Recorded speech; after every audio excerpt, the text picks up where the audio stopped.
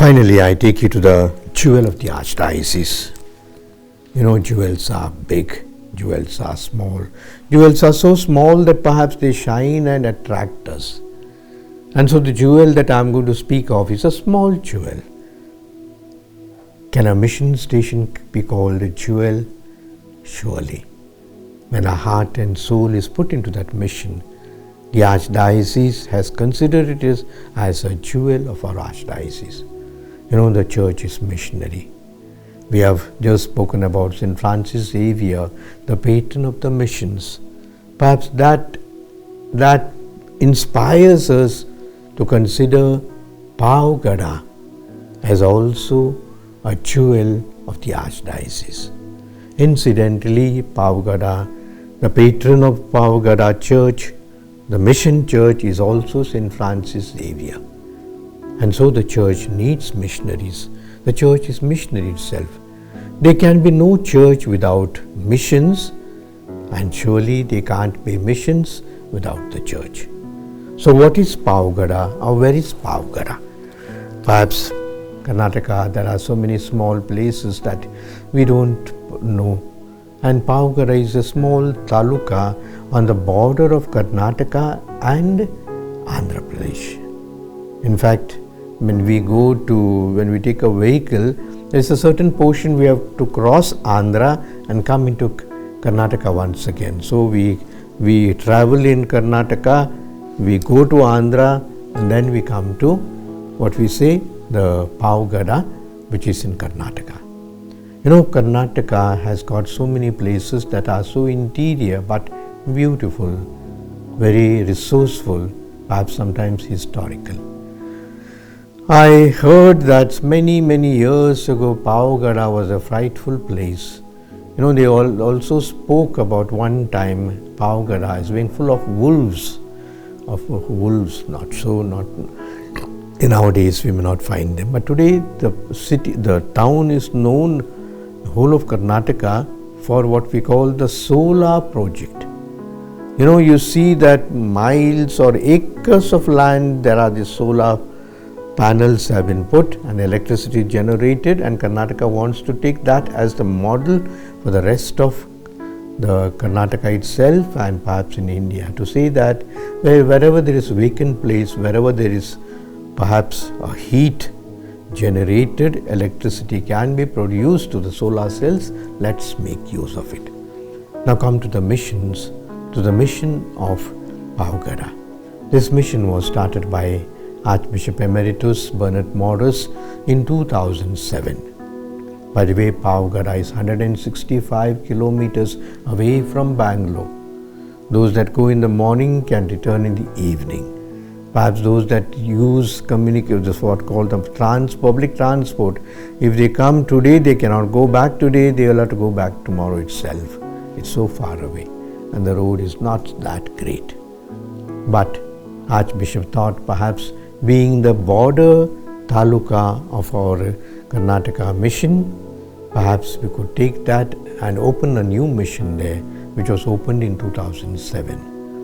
The first ones who opened the way for us were not the priest or the diocese itself, I could say, but the sisters. The sisters of St. Anne of Chennai were the first ones to go there.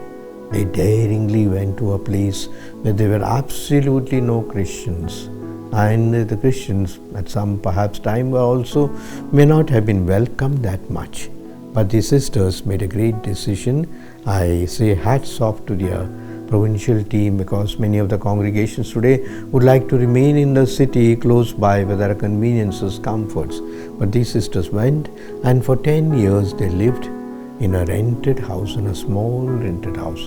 Now of course they have a convent, and we also started a school, St. Francis Xavier School, public school, so that through the education we could reach out to the people.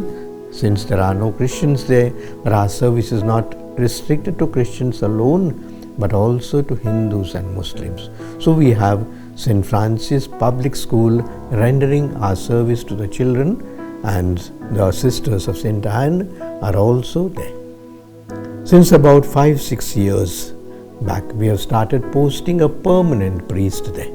A priest who will stay in that people in spite of not having Christians. Just 1 or 2 families are there. But that does not matter. Missions start in that way. Perhaps Bangalore also 200 years ago started in that way. There were some few people here and there, and some migrants who came and were the first generation Christians. And so Father Raja Rao was appointed in 2018 as the first parish priest, resident parish priest there, and he did well. And after 5 years, now we have a good and young priest by the name of Kanikadas, and he's the one who's looking after the school, the people, the mass, the sisters, everything else. He's very much enthusiastic. He's very good in media. He's very good in languages. He's very good in communications, and he has already made friends among the non-Christians there, the Muslims, the Hindus, and also there are some Protestant people here and there. He has brought them together. Something special about Pavagada is not only the Pavagada itself, there is another mission that is close by, say about 45 to 50 kilometers away, where Father Kanikadas, along with the sisters, goes every Sunday after the Mass at Pavagada at 8 o'clock. He goes for 11 o'clock Mass there, and ideally, might be surprised who is there. There's just one family. But the others also appreciate the service of the Christians, and they also would like to sometimes come and pray with us, or maybe to pay homage to Our Lady, etc., to seek a blessing. So therefore he goes to a village called ID Halli. Besides, of course, every day there is Mass, Eucharist in the place of Pavagada, and so I say that Pavagada, a small place like Bethlehem, but like the scriptures, they say, you Bethlehem shall not be considered the smallest, but because from you will come the Savior of the world. Father Kanikadas has great plans to celebrate Christmas there. Surely he needs our support. And Christmas in the village, Christmas among the people, among the poor, that's the best Christmas that you can think of.